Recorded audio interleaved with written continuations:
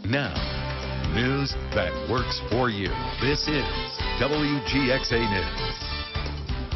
Coming up on WGXA News at 10, here comes the cold. How you can protect young children and the elderly from hypothermia. Temperatures drop into the teens overnight. Plus, deputies accuse 11 men of having sex with a 14-year-old girl after responding to a solicitation on social media. And was it a nightclub or a strip club? A county councilman raises concerns about a bar where 3 people were shot. Also, racketeering charges dropped. The price store owners had to pay after being suspected of illegal gambling.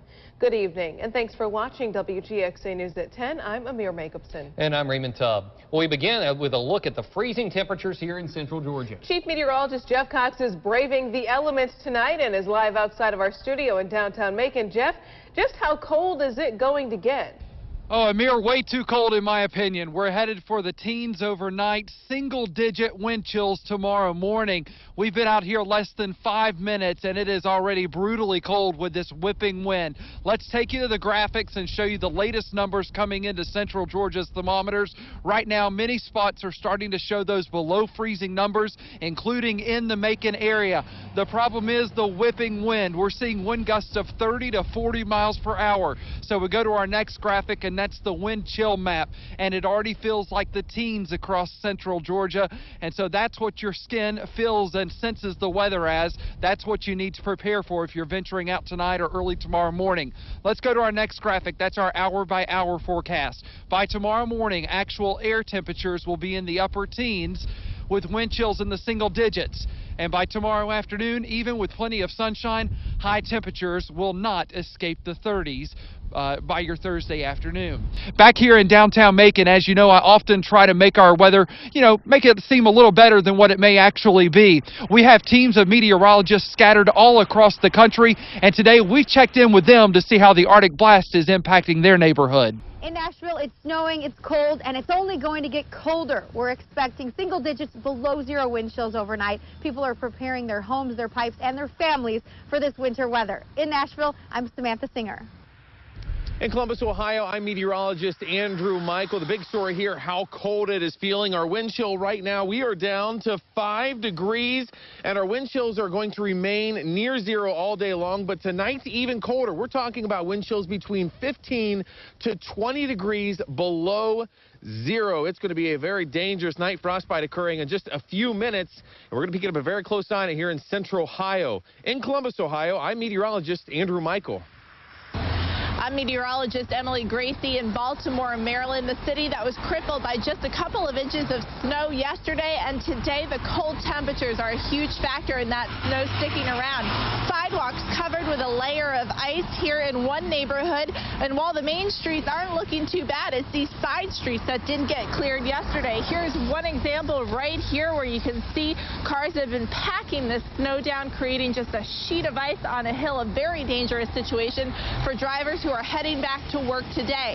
Now, temperatures staying in the 20s today, and wind chill temperatures dropping down into the negative digits overnight. This is not going away. We're going to be dealing with the ice for several more days. In Baltimore, Maryland, I'm meteorologist Emily Gracie. Emily Gracie there in Baltimore, a fellow UNC Asheville Bulldog, a classmate from about 10 years ago. Here in downtown Macon, the wind continues to whip. We've also had a few flakes of snow flying across parts of central Georgia this evening. The atmosphere wringing out a little moisture, but no accumulation is expected. That's all gone tonight. So things certainly getting worse tonight. Single-digit wind chills by tomorrow morning. Your forecast in just a few minutes. For now, I'm Jeff Cox, live in downtown Macon for WGXA. He even sounds cold, if that's possible. It is. Goodness. Well, here in the South, we aren't used to dealing with severe cold, and sometimes we forget the dangers that can be involved with temperatures plummeting. Hypothermia can be a real problem. New at 10, special correspondent Edward Birch says infants and the elderly are at an increased risk. Many times we see injuries where children's fingers or toes or face or ears have not been protected by adequate coverings. Dr. Erica Liebelt is an ER doctor at Children's of Alabama. She explains why children are more susceptible to hypothermia. Their body and their ability to adapt to extremes in temperature is not as well developed. Liebelt warns infants are at high risk. Baby skin usually turns bright red, but they don't have the mechanism to conserve heat. It's important to keep hats on children, mittens, dress them in warm layers of clothing. Seniors, too, are at an increased risk for hypothermia. The older body doesn't adjust to change. Dr. Andrew Duxbury is a geriatrician. Duxbury says seniors may face hypothermia for a variety of reasons. Be that confusion, be that financial issues with being able to afford the heat, be that just being able to get up and deal with putting on another sweater, putting another blanket on the bed, and therefore they're more likely to be exposed to cold in weather snaps like we're having now. Duxbury offers one life-saving suggestion. If you have family members or neighbors that you might be impacted by a weather event, is go check on them. Now, if someone shows signs of hypothermia, start off by calling 911 and go to an emergency room if you can. Also, move the person to a warm, dry location and get them in dry clothes. Attempt to warm them with blankets, and also, if need be, lie down beside the victim and use your body heat to help warm them. Don't rub their arms and legs because that could cause more damage. Treating an infant for hypothermia must be handled differently. Doctors say because infant skin is thinner, do not use heat lamps, don't use electric blankets, don't use a tub of hot water. That could all cause the baby's skin to burn. As with any other person, same rules apply. Use dry clothing and blankets and get their core temperature up. Firefighters now blame a space heater for sparking a fire at a house in Macon. We first showed you the video from Washington County last night on WGXA News at 10, and that was Washington Street. Investigators say a space heater was too close to a couch. A smoke detector woke the man up inside, and he did get out safely. The Macon-Bibb firefighters had just installed the detector last year. New information tonight about fires at the Sparta Police Department and a store. The insurance and fire commissioners say that it is arson. The Sparta-Hancock County Fire Department says the Sparta Beauty Supply store caught fire around 4:30 this morning, and that spread to the police station. Both buildings have major damage. Commissioner Ralph Hudges says a reward up to $10,000 will be given for information leading to the arrest and conviction of the arsonist. Tonight, 10 men are under arrest, and Putnam County deputies are looking for one more suspect. The deputies now say that the men responded to a solicitation on social media to have sex with a 14-year-old girl. WGXA's Noel Saunders tells us how the 2-month-long investigation led to the arrest. Edenton police say an officer on routine patrol on November 16th discovered a 27-year-old man engaging in a sexual act with a 14-year-old girl at the Uncle Remus Golf Course on Hambone Holly Drive.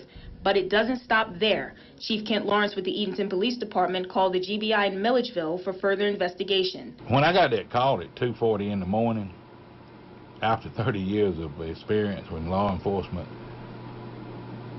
it just wasn't right. Lawrence says the man was responding to solicitations on Facebook to have sex with a 14-year-old girl for money. The investigation came to an end on January 5th with a total of 11 people charged and 50 warrants issued. The Edenton police arrested 10 suspects in 5 counties, including Putnam, Jasper, Baldwin, Morgan, and Greene. Chief Lawrence says they used the girl's phone and social media accounts to identify the suspects. Emails, texts, Facebook. Once you put it there, it's there. The men charged range in age from early 20s to 40s, and some face other charges. Some of them do have other charges. Some of them are on probation or parole. Although the 14-year-old girl is under the age of consent, Lawrence says she is in custody at the Department of Juvenile Justice and could be charged with soliciting prostitution. Noel Saunders, WGXA. The 10 men are in custody at the Putnam County Jail on charges ranging from statutory rape to aggravated child molestation and enticing a child for indecent purposes. Investigators are still searching for an 11th suspect who they identify as 20-year-old Shaquille Hill of Monticello. More developments in the shooting death of an 8-year-old boy in Fort Valley. Police now tell us while investigating the case, they arrested 25-year-old Dennis Easton in Birmingham, Alabama on a warrant for terroristic threats and allegedly caught him with drugs and a stolen gun. Meanwhile, Jamil Anderson's school is offering their condolences. Westside Principal Cynthia Hammond says the Westside Elementary family is deeply saddened by the death of our beloved Jamel. He was such a kind boy with an infectious smile. He enjoyed playing football and basketball during recess and took pride in his schoolwork. He was loved by his family, friends, teachers, and administrators. We miss him already and extend our thoughts and prayers to his family. Jamel's stepfather tells us the 8-year-old was shot through the door in the chest and leg at an apartment on East Church Street early Tuesday morning. Police have not charged anyone with murder in the case. After a shootout that killed 3 people, a Bibb County commissioner now thinks that Wings Café may be illegally operating as a strip club. A municipal judge will decide if the club loses its liquor license, and now its business license is also in question. Their permit allows them to operate as a nightclub with a restaurant and sell alcohol, but that's it. Here's our Malcolm Johnson. Here's what's not included in that permit: pole dancing and a bikini bar. 2 services that the club clearly makes no mistake that they offer. Bibb County Commissioner Al Tillman tells us the club could be operating as an illegal strip club. The club is in his district. WGXA obtained these flyers for the club. The flyers promote sexual and provocative activity. The planning and zoning permit allows club owner Tom Kim to have a restaurant that sells alcohol and a nightclub. If you have a permit for a nightclub, then as long as you're not crossing that line of what adult entertainment is, then it's technically allowed. Planning and Zoning Executive Director Jim Thomas says if the girls are not naked, pole dancing is allowed. It'd be no different than like having a band or, you know, live music or whatever, dancing. Under county codes, can't do adult entertainment and alcohol at the same place.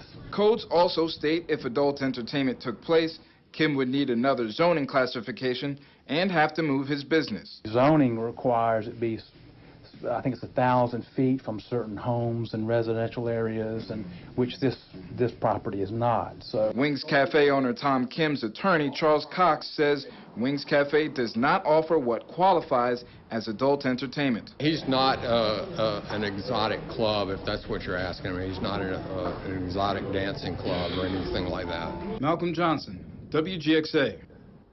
If the county discovers that naked women danced at Wings Cafe, owner Tom Kim may have to appear in municipal court for a hearing. The Planning and Zoning Commission may also take away the club's zoning license if they find that Kim did break the rules. The wife of a man killed in that shootout at Wings Cafe filed a wrongful death suit. According to the state court clerk, Beatrice Jackson, the widow of Derek Jackson, filed a lawsuit for lost wages, medical expense reimbursement, and pain and suffering over the death of her husband in that shooting. We have new details tonight on the shooting death of a man in East Macon today. Deputies say the 2 children were at home at the time of that deadly shooting. According to the Bibb County Sheriff's Office, 42-year-old Ulysses Pitts was found shot inside of his home on McCall Road around 7 o'clock this morning. Pitts was taken to a hospital where he later died.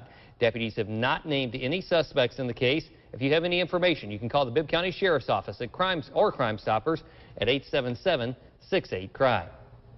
New tonight, gun sales surged nationwide last year. Background checks for guns totaled more than $2.3 million in December.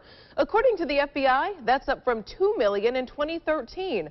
October and November had considerable increases than in previous months, with 175,000 background checks on Black Friday alone. Gun shop owners in the St. Louis area reported a spike in sales following protests and rallies after the death of the unarmed black teenager, Michael Brown.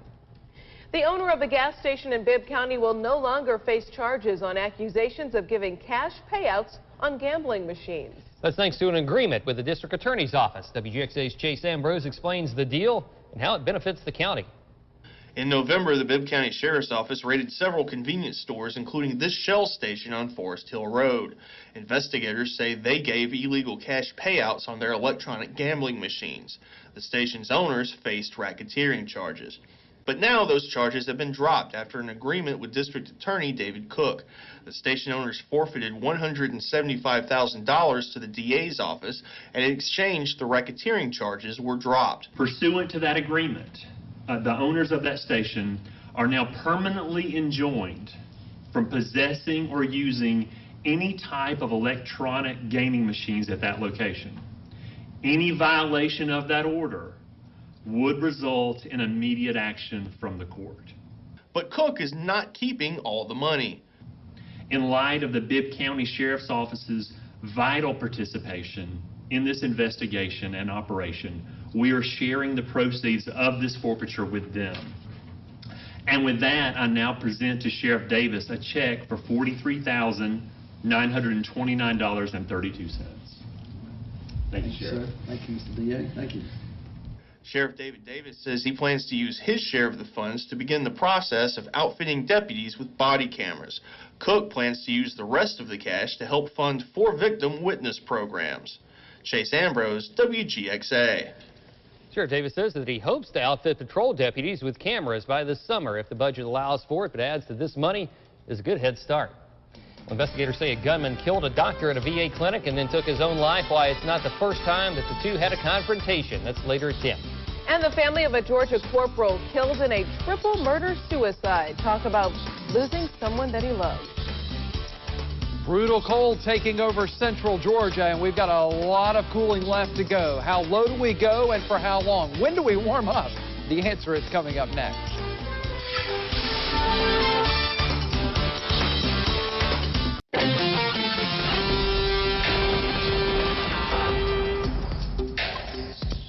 Cold would be an improvement on this Wednesday night. This Arctic air mass we've been talking about for days is finally here. And in fact, if you go back and look at our newscasts, this is something I started mentioning back around Christmas time. The models were in real good agreement that around the second week of January, we were going to get really cold. And well, here we are. High pressure building in from Canada, and it's taking over the nation, folks. See these white lines? These are isobars, lines of constant pressure. They surround the high, and they reflect just how big of an area this thing is controlling, all the way into Canada, all the way into the Gulf of Mexico, and all the way off the east coast of the United States. It's a record-setting high, so we measure pressure. One unit of measure is millibars. Standard pressure is around 1,012, 1,013. The higher the number, the higher the pressure. Up in the Dakotas today, they were seeing pressures approaching 1,060. People were reporting headaches because of this area of intense high pressure pushing down in the atmosphere. So it's affecting not only how we feel in the cold weather, but our health also. Very dry air coming in place, so you may notice a lot of static electricity discharge with this air mass moving in over the next couple of days. Look at this temperature map. We're in the 20s now in central Georgia, the teens in Memphis, single digits Lexington, and below 0 in Chicago. Now, we're not going to be that cold on our thermometers, but the teens, yeah, you bet, they're coming our way tonight, and that's what you'll wake up to tomorrow morning. Let's show you what it looks like across the entire state of Georgia right now. We're in the upper 20s to right around freezing in central Georgia. We're sub 20 in Atlanta. The teens now from Gainesville to Rome. And notice already in the low 40s in Valdosta. Factor in this awful wind that is gusting up to 40 miles per hour at times, and you get the wind chill. And right now in Macon, it feels like 14 degrees. It feels like 19 in Dublin. And I can attest to you, there at the top of the show, we were outdoors no more than 7 or 8 minutes. And it's brutal. It's really, really cold outside. Even worse up north, 2 to 3 degrees is what it feels like from Rome to Atlanta. And those single-digit wind chills will make their way down I-75 by tomorrow morning. Our first look ahead, we'll start you out in the morning around 7 o'clock. And notice just a few clouds floating on in. And we'll look at a mostly sunny sky tomorrow and mostly clear tomorrow morning. The red line is our freeze line. The entire state of Georgia will be below freezing tomorrow morning. Panama City, Mobile, Alabama, all below freezing to start their Thursday. North Georgia will stay below freezing all day tomorrow. We'll jump just above it into the upper 30s. Then tomorrow night, though, the freeze line goes back south again, and the next few nights will be spent in the 20s after tonight. Here's the current temperature map: 24 Gray, 28 Warner Robins, 29 Perry, 28 Fort Valley. We're in the mid-20s in Bibb County, 24 right now in Forsyth. Those are actual air temperatures. We're also at 24 in Monticello, 28 Milledgeville, at freezing in Eastman. Compared to this time yesterday, anywhere from 9 to 20 degrees colder over the last 24 hours. Our sustained wind speeds, 15 to 25 miles per hour for some folks, but look at the wind gust, gusting to 30 in Macon, 28 in Warner Robins. We had a 38-mile-an-hour wind gust in Warner Robins earlier this evening. Factor the wind into the temperature, and it feels like the teens already, and these numbers are going to get worse. So by tomorrow morning, the actual air temperature will be sub 20 degrees. Factor in the wind, and this is what it will feel like as you're venturing off to work and school. Single digits. by tomorrow afternoon, high temperatures stay below 40 degrees for most of central Georgia. And folks, it's going to be a few days before we really get what's considered warm. Here's the 7-day forecast. 38 tomorrow with plenty of sunshine. That's after single-digit wind chills in the morning. 20s and 40s for Friday, Saturday, and Sunday. The 50s finally return early next week. Our Jeff Smith fishing game forecast, if you're brave enough, 3:20 tonight and 4:40 tomorrow are your best bets. Guys, it's awfully cold outside. I don't want to tell folks to not go out, but just be prepared. It is going to hit you really, yes, really hard. We had a few spits of snowflakes tonight, nothing to get excited about. Now, Sunday morning, 20s and rain. Do they meet up? If they do, there will be no snow. It would be a little bit of freezing rain, especially north of Macon. But let me stress, there is no winter storm coming our way. There is no need for the bread and milk unless you really need it. We're not hitting the panic button for the weekend. Until then, the cold tonight. No schools are closed or delayed. We have confirmed that right now. I actually do need bread and milk, but it's too cold to go to bed. I agree, yes. Well, investigators have named suspects in that terror attack in France. We'll have that information just ahead. Plus, the attack sparks a worldwide terror alert, how the U.S. is working with authorities overseas to keep people safe.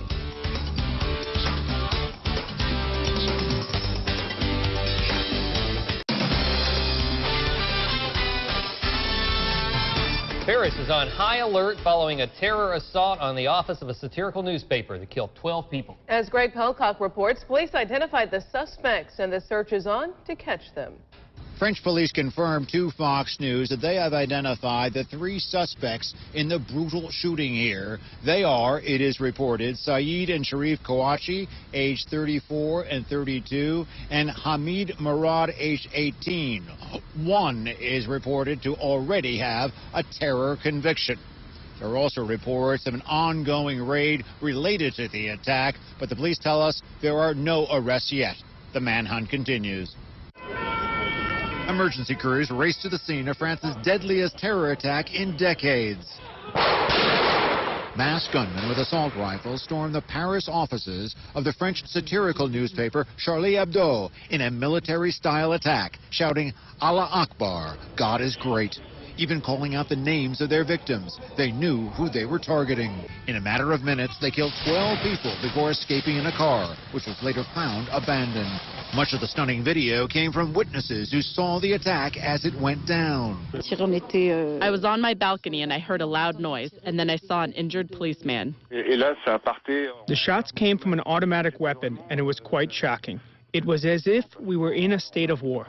Many observed that the attackers were well-trained and carried out their plan calmly. French President Francois Hollande expressed sorrow and resolve in a nationally televised address Wednesday evening. Freedom will always be stronger than barbarism.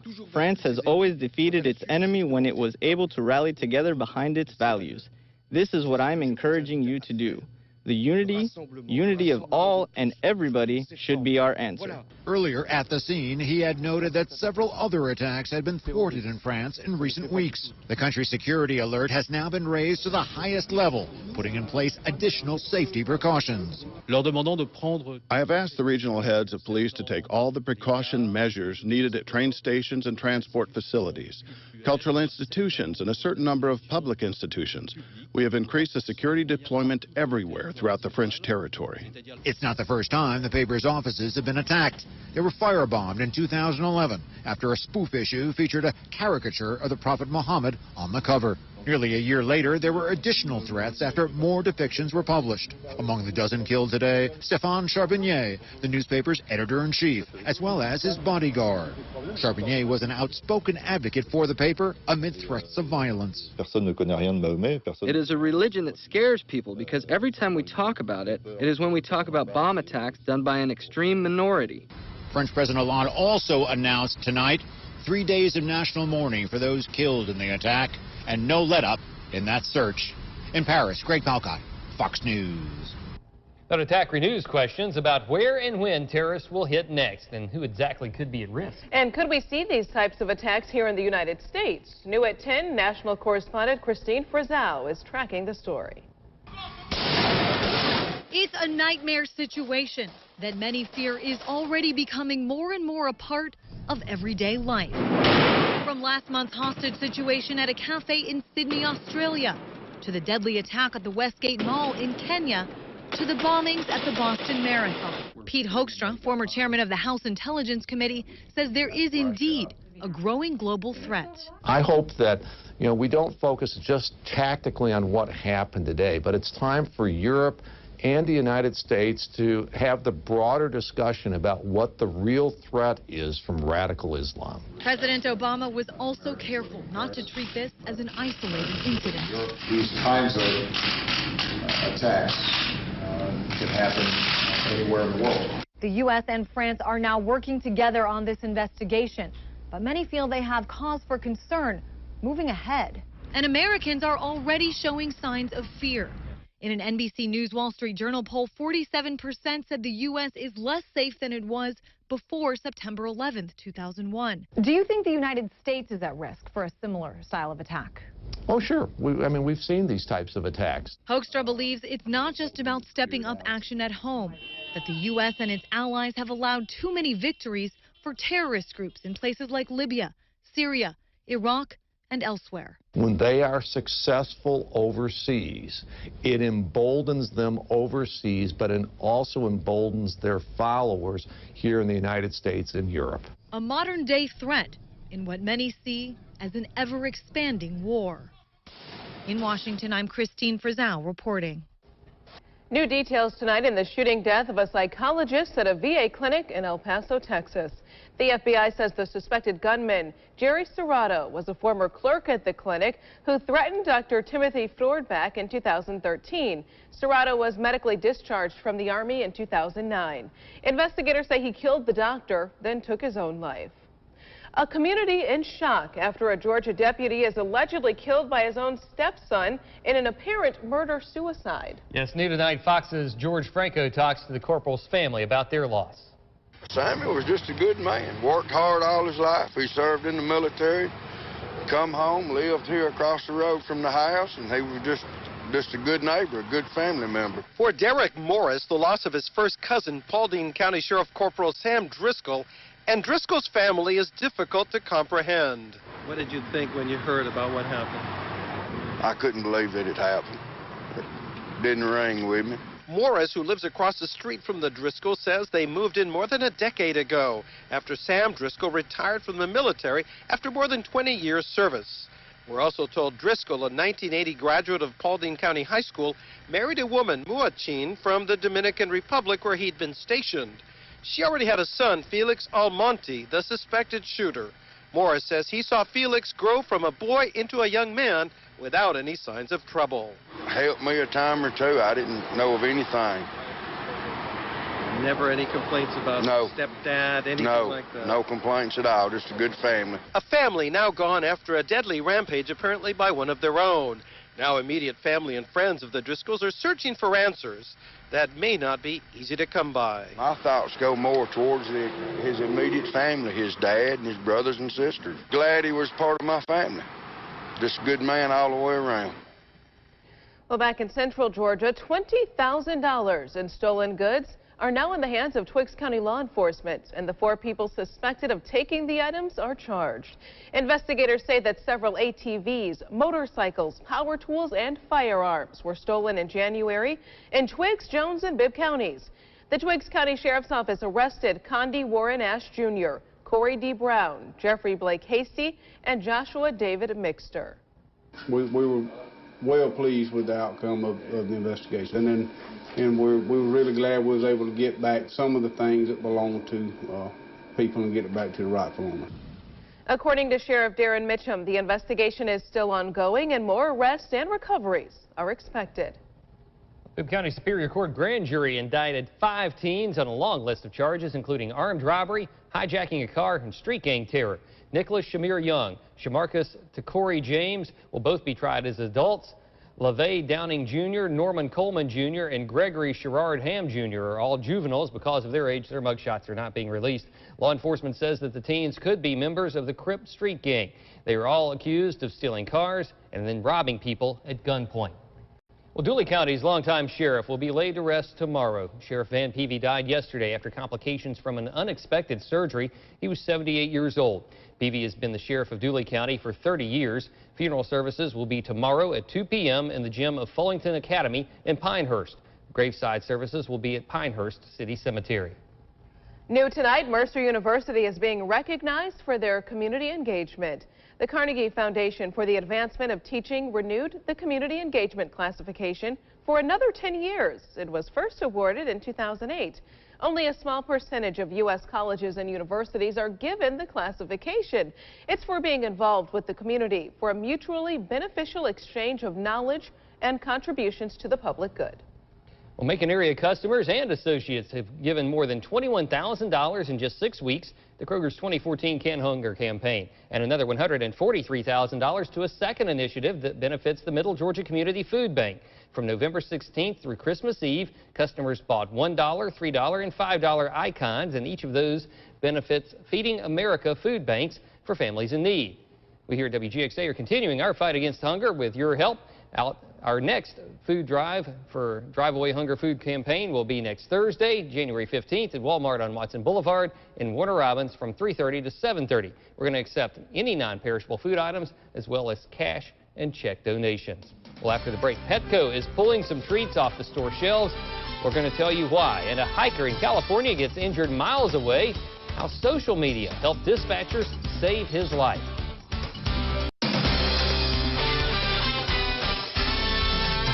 The teen apparel company Wet Seal is shutting down 338 stores. Wet Seal's CEO says the retailer's financial condition is dire, and closing the stores is the only option to keep the business afloat. The shutdown will leave nearly 3,700 full and part-time employees without jobs. After the closures, Wet Seal will have just 173 stores remaining, along with its online business. Petco is no longer selling certain canine treats. Fox Business's Jolene Kent tells you what the retailer is saying or why they're saying no to China.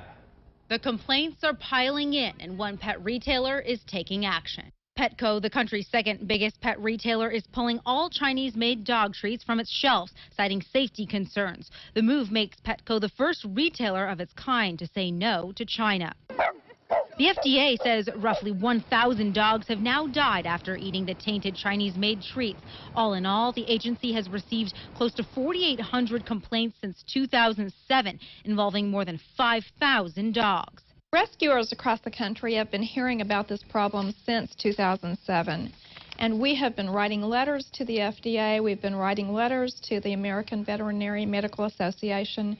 We've been trying to do whatever we could to educate our people about the dangers of these treats. Petco CEO Jim Myers says, quote, "We believe this is the right thing to do. What we feed our pets matters." Industry rival PetSmart is expected to follow suit later this year. But with no official recall on the books, not everyone is convinced of an actual link between the tainted dog treats and China.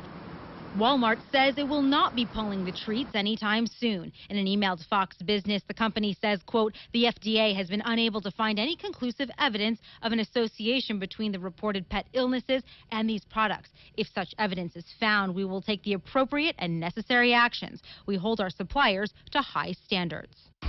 For more, check out the Fox Business Channel Finder on foxbusiness.com. In New York, I'm Jolene Kent.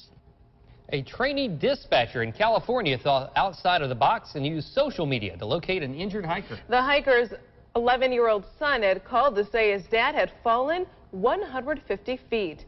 Anil Chempel has the story.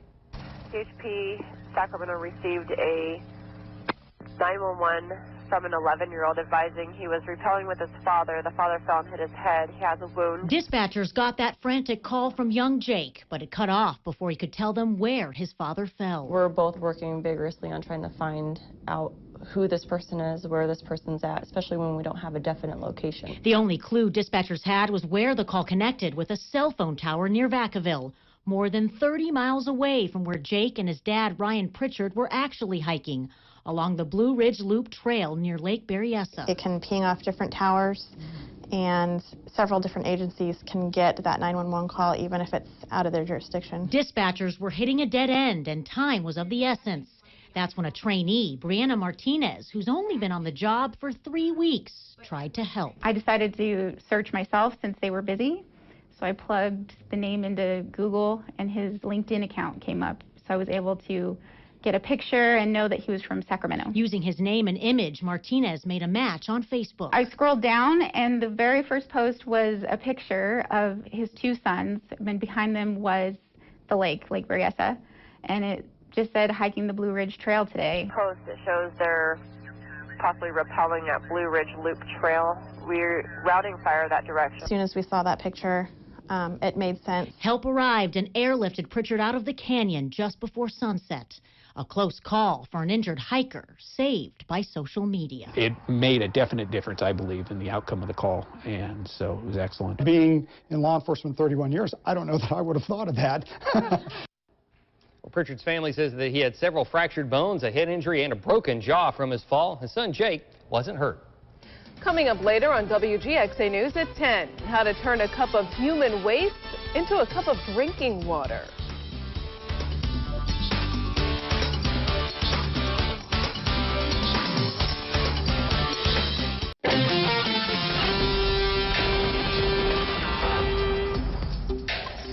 .43 on this Wednesday night. We'll steer away from the cold for just a moment. This is something we've been waiting on from the National Weather Service. We brought you yesterday. They confirmed a fefew tornadoes on Sunday in Pulaski and Dodge counties. We finally have the exact details on what happened, so we'll recap that for real quick here. In Pulaski County, actually 2 tornadoes confirmed, one an EF0 with winds of 85 miles per hour. It was on the ground about a quarter of a mile. You're looking on the far south end of the county. Here's the county line with Wilcox County. Here's County Highway 197, and we'll put it into motion. This is east of Highway 112. Again, you can see very little path there, but enough damage to call it a tornado. The second tornado in Pulaski County is right here along Raleigh-Cobb Road. It was actually on the ground for over 2 miles, and this is where our own Ivy Nova visited, and we had the big equipment shed just torn apart. The roof completely ripped off, and it was pretty impressive damage. Again, staying on the ground for about 2.2 miles, finally lifting just to the north and east there, so south of Highway 341. And then the third tornado, this was in Dodge County, not on the ground long, but an EF1, winds of 95, about a third of a mile track. And this was along the Antioch Church Road and Log Cabin Road area where there were trees and power lines down, just missing Dodge High School down to the south and west. So tried to stay away from the city center, which is good news there. So 3 tornadoes confirmed from Sunday. We go from severe weather to what I term severe cold. High pressure building in. And folks, this is Arctic air, no doubt. We're in the 20s in central Georgia, but teens in single digits to the north. Here in Georgia, we're already seeing the teens up in the North Georgia mountains as far south as Atlanta, and they will be riding on down I-75. And by tomorrow morning, we'll be waking up to the teens. The wind chills, that feels like number, it feels like 3 degrees in Atlanta, feeling like 14 Macon, 17 in Dublin, and these single-digit wind chills are going to make the trip down I-75 as well. Here's our first look ahead. In the morning at 7, a beautifully clear sky. This red line is our freeze line. It goes all the way to the coast. All of Georgia will be below freezing tomorrow morning. Panama City, yeah, the beach areas on the panhandle of Florida will be below freezing tomorrow morning.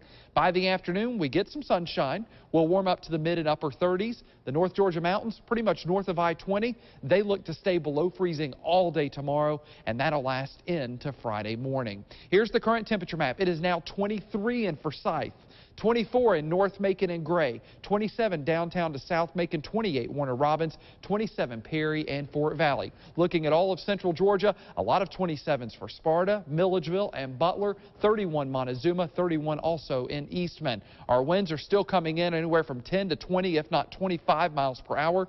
These are sustained winds. Look at the wind gusts, folks. 30 to Macon, 28 to Warner Robins. You factor that into the temperature, you get the wind chill. Here are the latest wind chills in central Georgia. The teens for Macon and Warner Robins feels like 18 Sparta, 17 in Dublin. It feels like 19 in Butler. Now tomorrow morning, your actual temperatures, the thermometers will show the teens in most of central Georgia. That's almost 20 degrees below average. Factor in the wind, and it's going to feel like the single digits tomorrow morning. So when you venture off to work and school, you're going to need the winter jacket. You need to dress in layers, folks. Now, by tomorrow afternoon, high temperatures will only rebound to the mid and upper 30s for most of the area. Again, way below average for this time of year.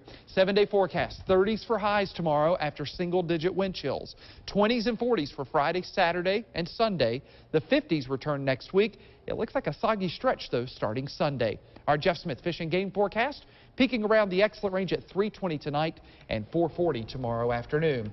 So we're looking at brutal wind chills overnight. Bundle up when you venture out. A little bit of static electricity. We're hearing a lot of that. Maybe a headache or two. We've heard a lot about that. And at this point, remember, single digits, they're going to bite. All right, well, billionaire Bill Gates reveals his latest project. Making drinking water from the stream of human waste. We'll show you how next.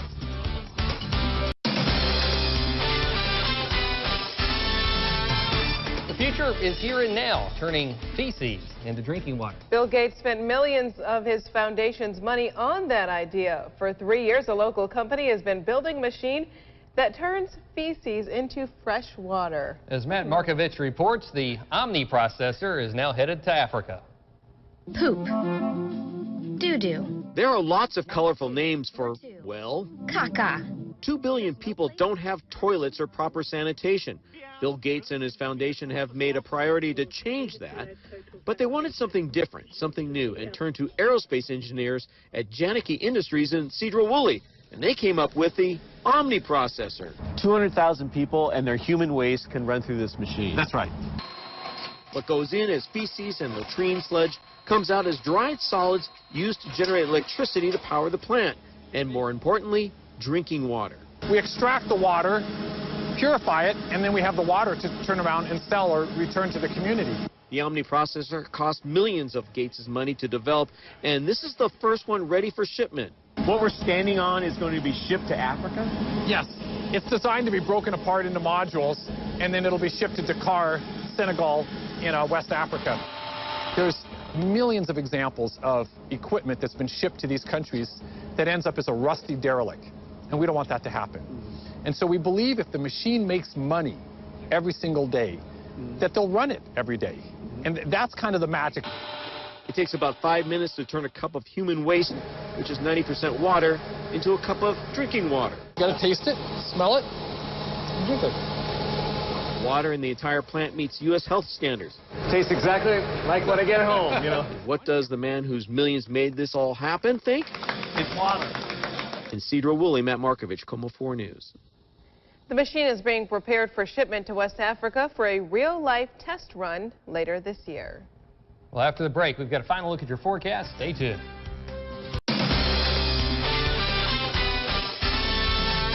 Welcome back. The freezing temperatures have certainly arrived. They have. And Chief Meteorologist Jeff Cox is live outside of our studios here on Martin Luther King Jr. Boulevard with the very latest. And Jeff, calling for wind chills in the single digits tomorrow morning. Oh, no doubt, Raven and Amir. I think they're well on their way. I tell you, it just takes your breath away. I mean, it's okay when it's not windy, but I'll tell you, the wind whips around the building here, and it just is absolutely brutal. Our wind chills are already in the teens tonight, and by tomorrow morning, as you head off to work and school, wind chills will be in the single digits. That's what you need to plan on. Let's take a look at the 7-day forecast. Your thermometer will show the teens in the morning. By tomorrow afternoon, highs will only reach the upper 30s. The further north you go, more like the low to mid 30s when it's all said and done. By Friday, we're talking 20s and 40s. That will stick around through the weekend. The 50s do not return until early next week. It looks like light rain may come in Sunday. That could be mixed with a little freezing drizzle north of Macon, but no major problems and no snow are expected. Back here in downtown Macon, overnight tonight, temperatures will fall to the teens. Winds at time will gust up to 30, even 40 miles per hour, pushing those wind chills into the single digits. Also, Raymond and Amir, again to clarify at this point, there are no school districts in central Georgia that have established any delays or closings. Everyone is on a regular schedule for tomorrow. Reporting live in downtown Macon, Jeff Cox for WGXA. Notice there was no cars driving by. There were not. But a normal school day tomorrow. Yeah. Buses will be running. Well, thanks for joining us tonight. That's it for WGXA News at 10. We'll see you here tomorrow.